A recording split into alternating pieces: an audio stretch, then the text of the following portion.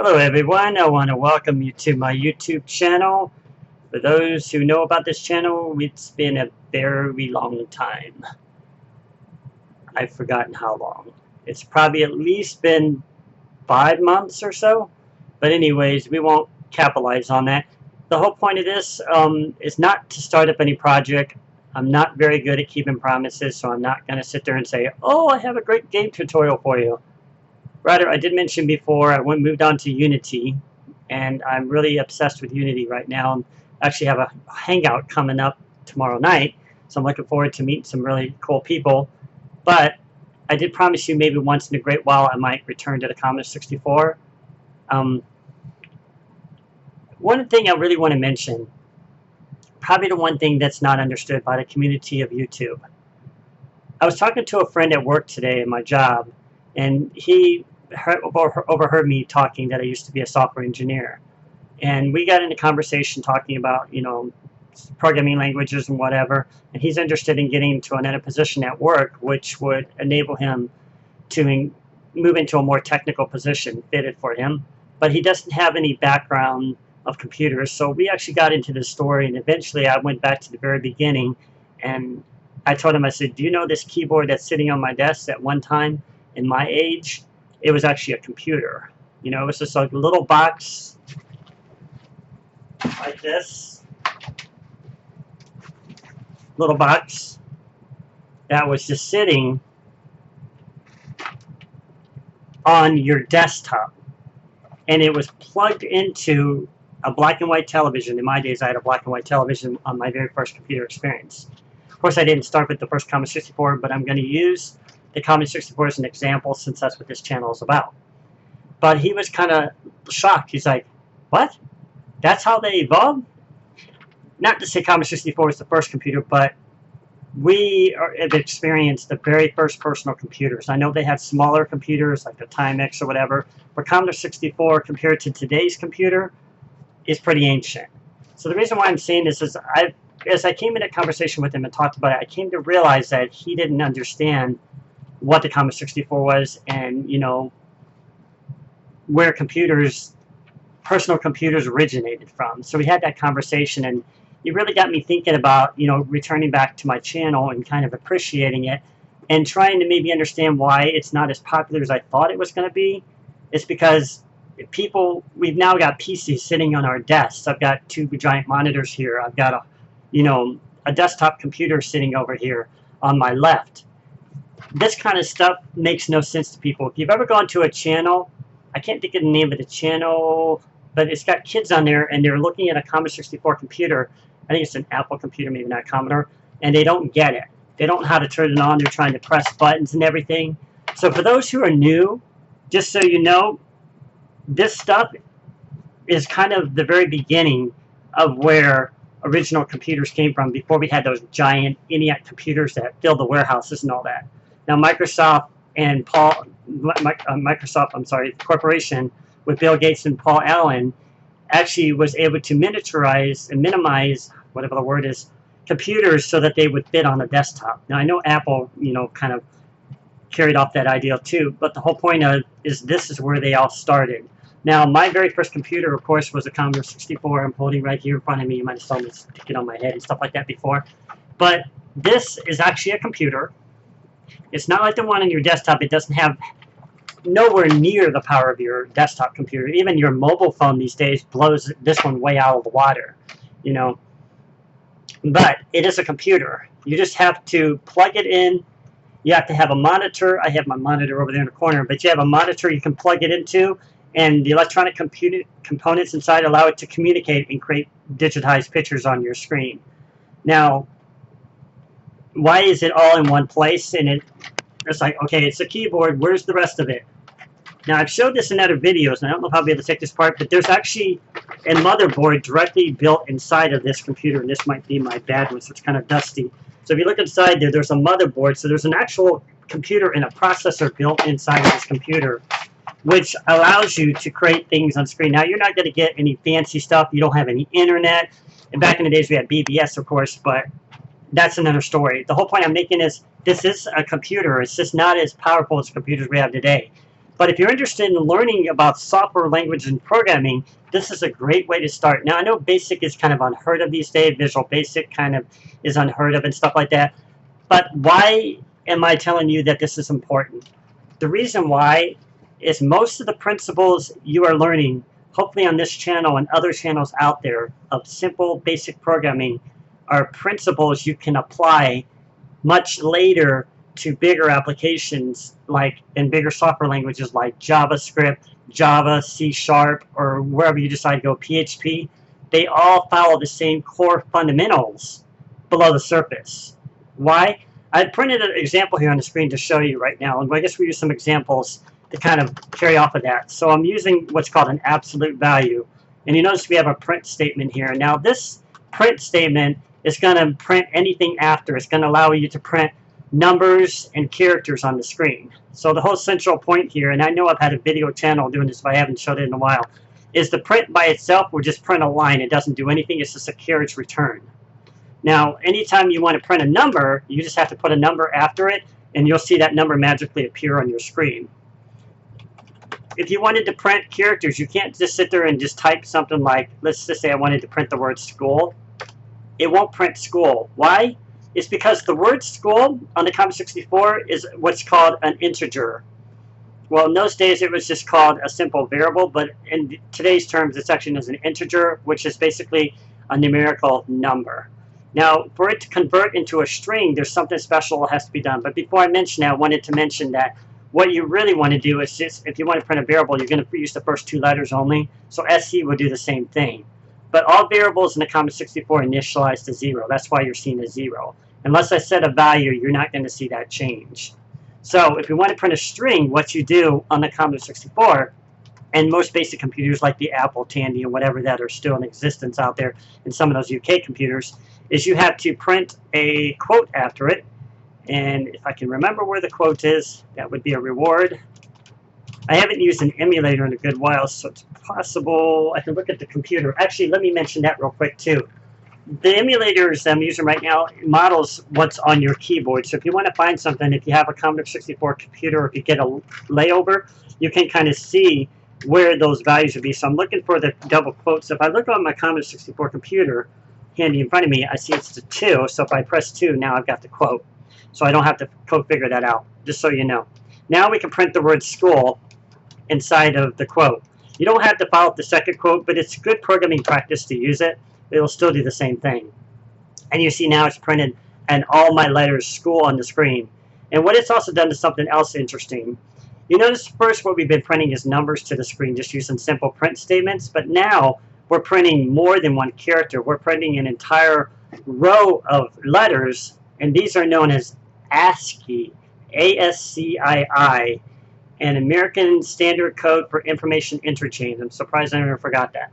But essentially that's what you're doing, is you're printing something is known as, it's actually known as a string if you look at it from a programmer's perspective. In C# strings, they're not formatted the same way, but they all work the same way. This is why I was getting back to those principles. Now, if this were a C# computer, I could actually convert it into a string by doing something. Actually, wait. Well, this is not a C# lesson, but basically if I wanted to print the same thing, I'd have to use different formatting commands. But as long as you got the quotes on there, they do the same thing. So let's just say there was a word that existed on your in C# called print, or you had created a function or something. You could do the same thing as this, and you could still use the same quotes, and you could put data inside them. The only exception is with C#, it's going to have a semicolon after it to end the line or the statement. So we're not going to get into that. I just wanted to, going back to what I said, if you learned the basic fundamentals in BASIC, you can apply them to later computers. I really want to make that very clear, because it all started with BASIC. Now, underneath the surface, I've talked about this in my channel, BASIC is powered by something called assembly language. Assembly language is its own language. It's made up of a bunch of mnemonic codes, or whatever you want to call them, and you put them side by side. They're 3-digit codes. And lots of statements together, or instructions together, create programs. Now, writing a game in assembly language is it's no piece of cake. It's not any fun. It's not something I really want to try to go into teach. I know a lot of people want to learn that. That's another subject. But anyways, I wanted to show you the fundamentals. So now we know what variables are about. Hopefully you understand the difference. The next thing to understand too, since we're talking about variables, is before we go into concatenation and stuff like that, I wanted to show you how to do calculations, in case you didn't know. So there's a simple thing you're going to do after the number. You're going to follow it by something called an operator, which is going to allow it to communicate to the first number I put on the screen. So you notice I put a 1 on the screen. So we'll start with something simple like addition. And we'll just press the 5 key here,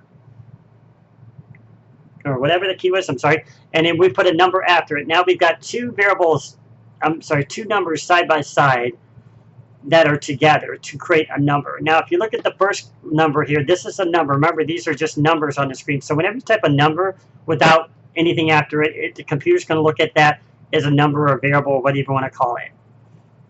And then right after that, we have the plus sign, which is the operator. So it communicates and connects these two together. It's also known as concatenation. If you hit the enter key, you'll notice now it's doing math for me. Now the computer is able to figure out, with that symbol in the center, it's an indicator that after this, from a machine language level, the tokens are communicating together to create addition in this case. Now, that's addition, so you can do anything you want with additions. There's any numbers you can do. I think you'll run into some floating problems if you make them too big or whatever, but you just did the addition there. Now, if you want to do the next thing, what we want to do is we want to create, like, let's just go into subtraction, for example. So we'll create a number like 10, for example. Now this time it's pretty simple. Go back to basic math, which is the same as the addition. You just use a minus key after it, which is actually the plus key on your keyboard, by the way. And you just press another number. Let's just do 7. We're going to get 3, of course. So once again, we're just connecting these two together. The first number with the operator in the center and the second number to create the concatenated value and to do the calculations, sends it to the accumulator to give us the result of 3. The next thing we're going to learn about is, hopefully I'm not going too fast for you. I don't want to make these videos super long, but I really wanted to get into the basic fundamentals. So the next thing we're going to do, I don't know why I keep putting a string on there, we're going to learn about multiplication. So it's just another operator on the keyboard. So we'll use a different number. Let's say 24. This time what you're going to use is something called an asterisk on your computer. Now on the Commodore 64 computer, as I look at it here, and I have to cheat to look at it, it's close to the P key here, if you see here, and it's next to the little @ sign. So if you look on your computer, you could probably, I can set this in my lap and almost see where exactly it's at. It should be right there. Actually, it's probably side by side. It's that one.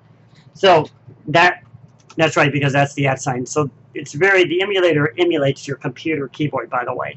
So 24 asterisk is going to represent multiplication. So this thing I just typed here, this is the multiplier right here. And then you're going to press another number, let's just say 8, for example, and whatever result we get, 192.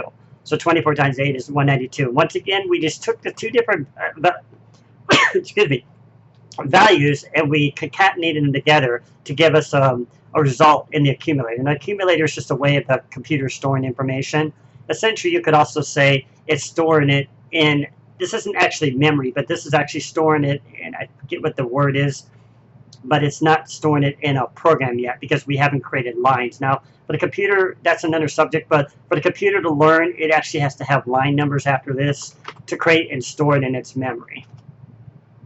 Immediate, that's the word I was thinking. So we're in immediate mode right now, which is immediately sending instructions to the computer. So the next thing we're going to do here, since we've already gone over the addition, the subtraction, and the multiplication, we're going to use division. Now division, very similar, except division itself is followed by a slash. Now this slash on your computer, or what do you want to call it? I think it was called slash in the day. It's right next to the shift key, according to this right here. I'm trying to see if you guys can see the screen because I can't see my camera there, so I realize I have to raise it up now a little bit toward my head. So my camera probably needs to be shifted down. There we go. So anyways, it's right here, and it's next to it's where the question mark is, next to the shift key. It's about 3 over from the M key. So if you look on your regular desktop computer, you can press that same one, and you'll see it right there. And actually, you know, I just noticed on the desktop computer, they're exactly in the same space. So isn't that ironic and interesting? So we'll say 32 divided by 4, for example. Now we got 8. So obviously 4 times 8 is 32. So once again, we got that operator in the center. Remember, these are the operators going right down the center to concatenate and connect them together to create the addition in the computer's immediate memory. So hopefully that's simple enough to get you started on your addition and stuff. I'll probably throw in a few other examples here. I didn't want to make this video super long, but if you wanted to learn about something next, we could learn about loops and stuff like that. That's always interesting to do. I guess the next thing we'll do is we'll create a program since we're already at it. Now, some of the other things you want to do, if you want to erase your computer's memory, there's nothing in there right now. You type the word NEW for new, and it will erase anything in memory. Now, like I said, there's nothing there because we haven't stored any lines in the computer's memory yet, but just to let you know that new will erase it. And list will let you see what's in the computer's memory. So it'll list a set of lines or a set of instructions on your screen. So now we're just going to create some mathematical programs. And before we do this, I need to mention one other thing, which I would have easily missed. I kind of hinted at this earlier. When I typed the word SC earlier, you saw a 0 on the screen. This is what's known as a variable. Now, right now, the variables are set by default to 0, as I probably mentioned earlier. We can change that by inserting a value after that number, after those 2 characters. In this example, and the equals key, by the way, is next to the, it's actually right under the backspace key on my computer. So the equal sign, and then we'll just set it to a value like 100, for example. Now, we noticed after I hit enter, it didn't do anything. What this is essentially doing is it's taking the 2 values we stuck and they're putting what's called tokens in the computer's memory, storing them in a place in memory, using them in the center, which is another operator that we just introduced here. It's called equals, and equals obviously stands for what it means. It's going to be equal to whatever follows after it to the right there. And you can see I put the number 100 after it. Now that's acceptable to the computer since it's looking at it still as a number. So if we type the word print SC, we'll now see 100 is stored in the variable SC. We can print it as many times as we want. It's not going to change until we go back in and we would do something called overriding the value. Now if we print it again, we have a brand new value. So hopefully the very important thing I want to point out is anytime you're typing, and you don't have to really use SC, that's just an example. Anytime you type 2 characters after it, that is going to store whatever you put after that equal sign.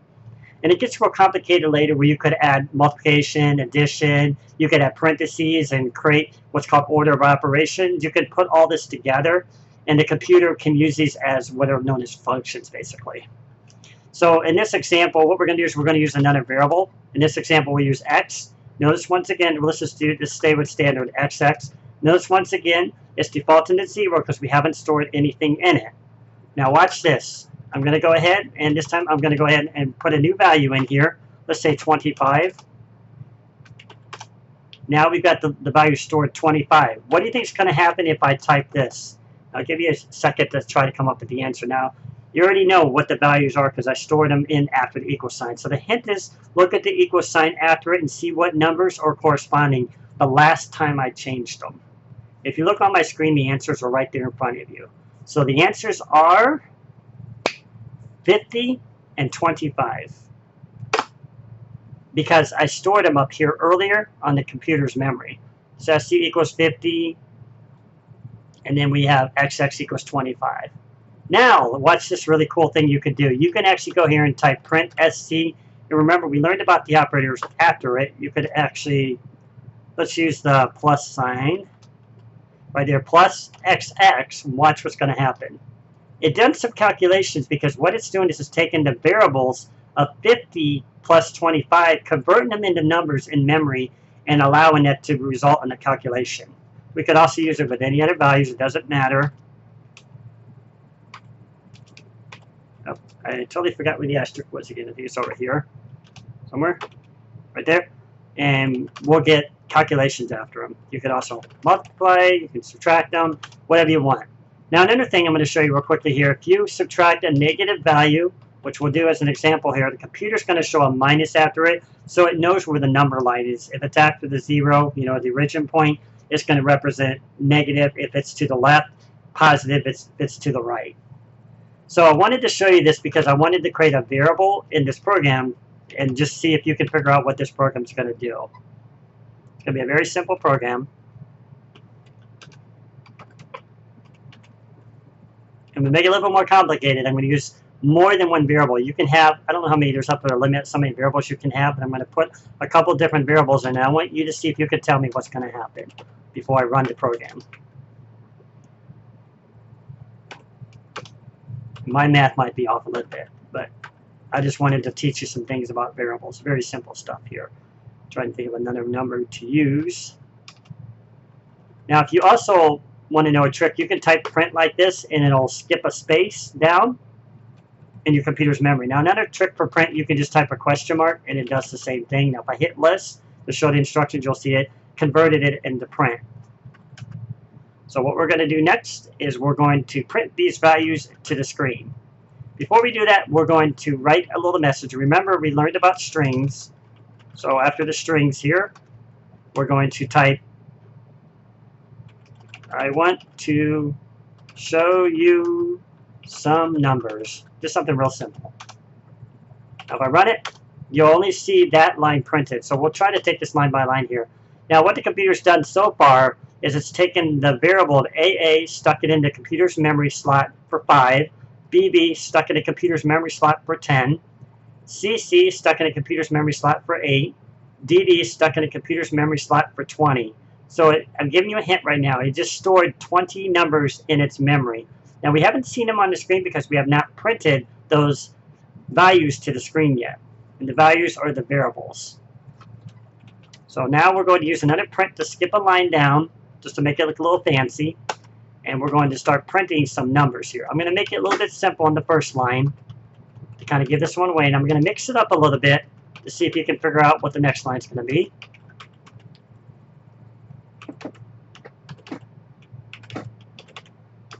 So we kind of reversed them a little bit there. And next, we're going to do some multiplication.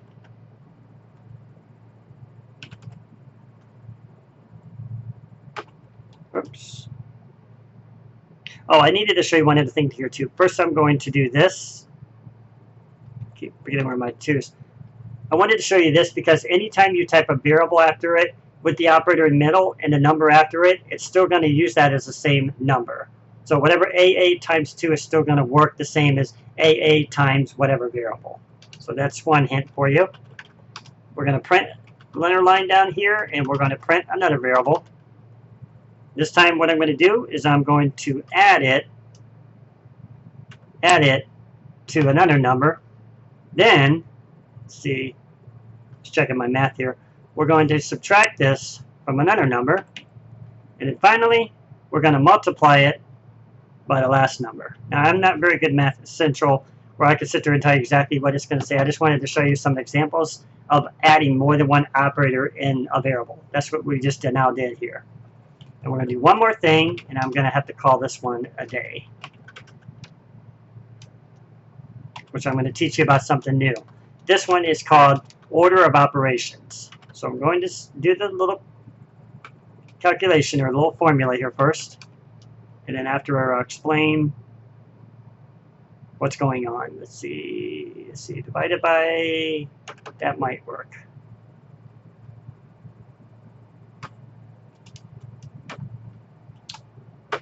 I just keep forgetting where my asterisk is. Okay. Now, you're probably not going to immediately be able to know. So the whole point of this is not to be able to guess. This first line should be a given, and this one should be a given, and this one should be a given. These ones you have to do a little bit more math in your head. You can do it on a calculator if you want, of course. But I wanted to get you the idea that you can add multiples of these together.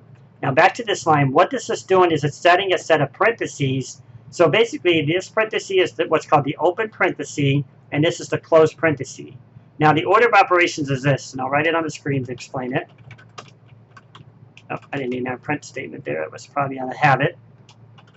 I like to separate my remark statements, even though they can consume memory.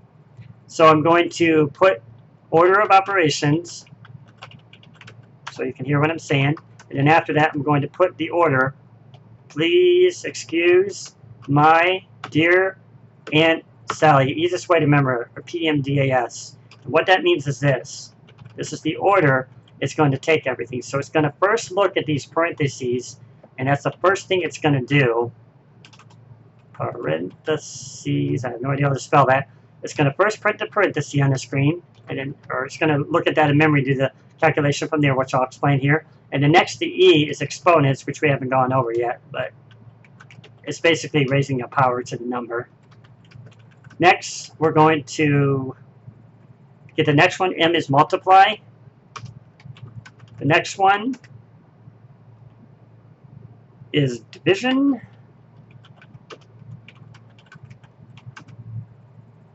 Addition. Subtraction. Now remember what I talked about earlier when I said you start with the basics, you can move to any language, and they all follow the same principles in some way or another. This is very fundamental to knowing how to calculate and how to use things and how to calculate and get proper results when you're writing something. Like maybe you're writing a math program or you need to calculate a paycheck or whatever. Very essential to know the order of operations, which is why I want to go back to this. So what it's going to do first, if you look at this order I wrote down for PEMDAS, or parentheses, exponents, multiply, division, addition, subtraction, it's going to first look at this AA and this BB. Remember, these are concatenated together, so it's going to add AA plus BB. Now, I'm going to do this on a calculator because, like I said, I can't do math in my head, so to speak. I'll pull up my little calculator here. I'm just trying to do a huge calculator. That's all right, we'll minimize it. I'm going to move it off to the screen here just for a minute. And over here, I'm going to do the calculations for you. So I'm going to give you the answer for this one, but only because I want to teach you how this works. So now, also another thing that's happened is you notice that the lines have moved up the screen as we were typing things. Now, we haven't lost anything. Before we get into this calculation, you hit the word list, and you hold down the tab key. You can pause it as it's moving up the screen. Now, if you want to break it, I think you hit the caps key. Yeah, I was right. And that's the break, which is also on your Commodore 64 computer. If you look at it, the run stop key, which is still the break, works the same way right here in the corner to stop the program. Now, I haven't given you all the secrets to, listings in the editor yet, but I'm giving you some of the general stuff. So I was doing that so I could see what the values were. So I got 5, 10, 8, 20. I think I can memorize those.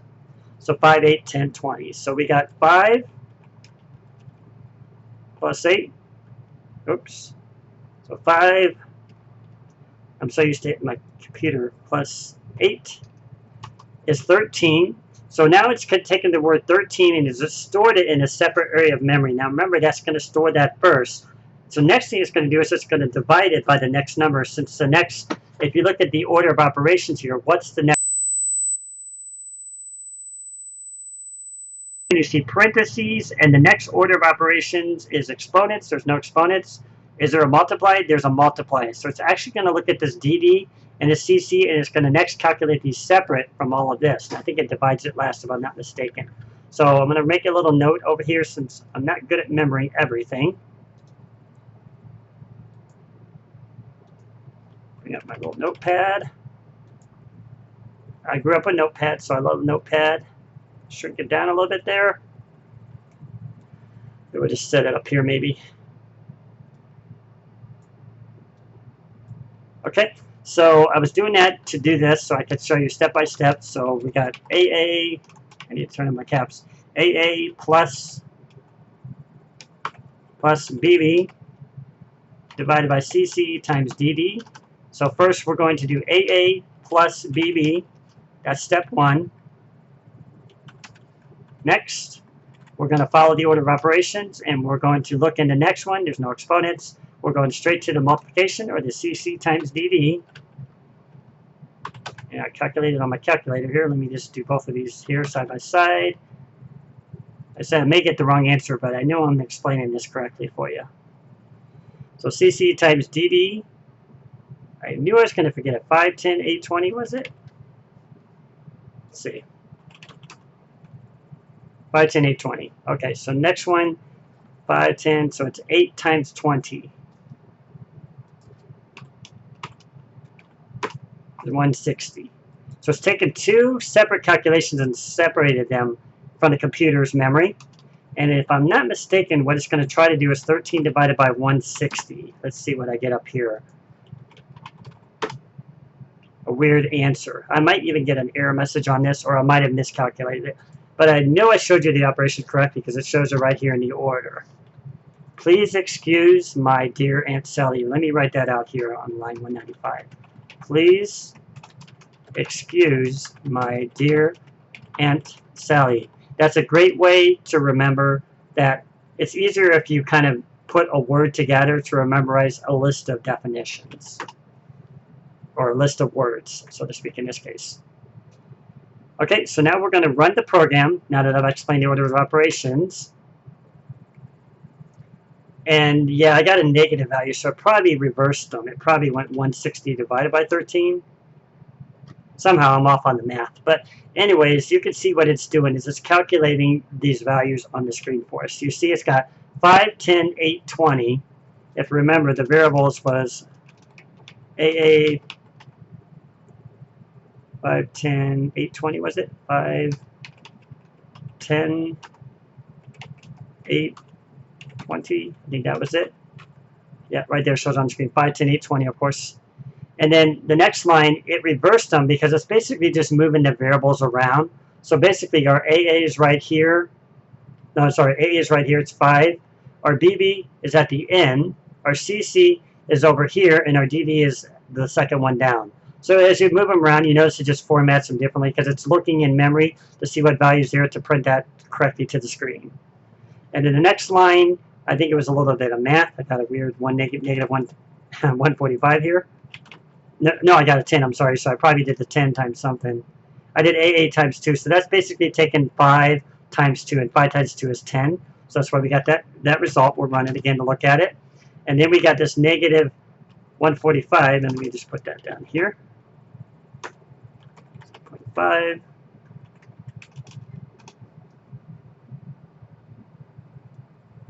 I can't make them much bigger than that. There's no way to zoom words, I don't think, in... I might be able to change a little bit here. That might work. It's just trying to make it bigger so you can see them there. So hopefully that's a little bit better. And then we got negative 145 and 37.5. Let's look at the listing again. And you'll see in this line we have BB plus AA, which is 10, times 8, which is 15.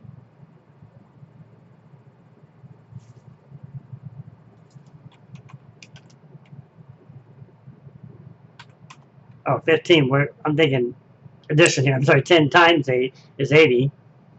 And then what we're doing next is oh, I'm sorry, I'm looking at the wrong one. It's actually BB plus AA. So basically, let's do that again. So BB plus AA, and we know BB is 10, and AA is 5, so plus 5.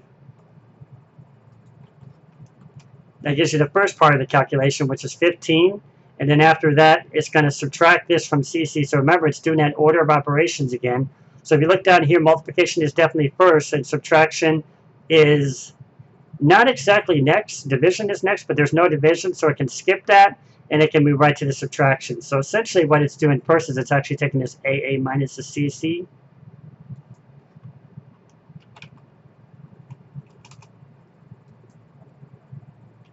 That's 5 minus 8. That's probably why I got a negative number. Look, I got a negative 3 already. And then we got the 5 minus 8 for the A minus C. And that was, let's see. Oh, I forgot the multiplication went first. That was my fault. So let's do it again. So multiplication would have went first on this one. It would have been CC times DD. Excuse me. I'm trying to do multitasking here, and I'm not always greatest at that. So we got CC times DD, which is 8 times 20, and that's going to give us a positive value of 160. And then remember, that's for the multiply. And then next we're going to be looking at division. There's no division, as I mentioned. And next it's going to look at subtraction. So it's going to take this 160 and it's going to subtract this from the AA. So it should be 160 minus 5, which is 155. And finally, it's going to add the BB. And I think I did something wrong here because I'm getting a negative 145 and I'm getting a positive value here. So I probably did something wrong. But hopefully you understand this is always correct here, but even though I'm not probably calculating it correctly here. So 155, that's because it's adding to this BB. So the BB is 10, so it wouldn't be 165 because we had negative 145. So I probably missed something here. Let's see. Parentheses, there's no parentheses, exponents, multiply. It should be going here first. CC times DD. 8 times 20 is 160. Let me do something real quick here. I want to see something. That's 160. And then we take the 160. And then next we're going to use the additioners. Oh, there's an addition next. So we're going to add the addition. I probably skipped that part. So we're going to add the addition to it, which is the BB, which is 10. So that's 170, and I think this might have been where it got thrown off. And it's going to subtract it from the other number. I have no idea why I'm not doing this right, but what's 170 minus 145? It's 25. Well, not sure why I messed that up, but anyways, this order is always correct anyway. I didn't want to make this video super long. I'm super hot right now. I'm super tired, so I'm not probably functioning correctly here. But parentheses, please excuse my dear Aunt Sally will never fail you. That's always going to be correct in BASIC. Now, if you wanted to know exponents, I have to look them up. I haven't used them in forever. It's a little arrow going up. It's right here on the Commodore 64 computer. So if you guys can see that, it's right there. So it's next to the asterisk, so it might be this one. Maybe it's a shift. I don't think I could ever find it on this keyboard. It's in a weird spot. That's why I didn't want to use the 2, because it's not exactly where it should be, I guess. Right, the shift key, I'm getting control characters, because if you hit the shift key, you're going to hit control characters below your keyboard to draw pictures with. That could be another video, of course. But anyways, hopefully this video made more sense, and the last part just did our formula calculation. So it's a very simple video. Well, also to make this a little bit fancy, I'll show you how to clear the screen. You just type print CHR $, and you put the number 147 in it, and that will clear your screen. It makes it a little bit fancier. Every time you run it, you don't have to sit there and, you know, look at the screen scrolling down. So the CHR string is another probably entirely different video. There's a set of characters I mentioned earlier called the ASCII. They're hidden below your computer keyboard. So if you type in CHR string with a number like 65 after it, it's going to print an A because that number is stored in this character set in memory. And I didn't want to make this too complicated, so I'm trying to take it in sequence. But I just wanted to show you that was how you cleared the screen. So trying to make this as simple as basic as I can. Getting back to what I spoke at the very beginning, once you learn the fundamentals of BASIC, you can apply those to other software languages. Now they get more advanced and more complex, but the principles are mostly the same. Thanks for watching, guys. And please like and subscribe this channel. I'd like to hear your feedback, so throw your comments out, questions, anything, you know, your level of learning. Anything you were confused by, of course, throw out my errors because I know I made many. So thank you for watching. Have a good night.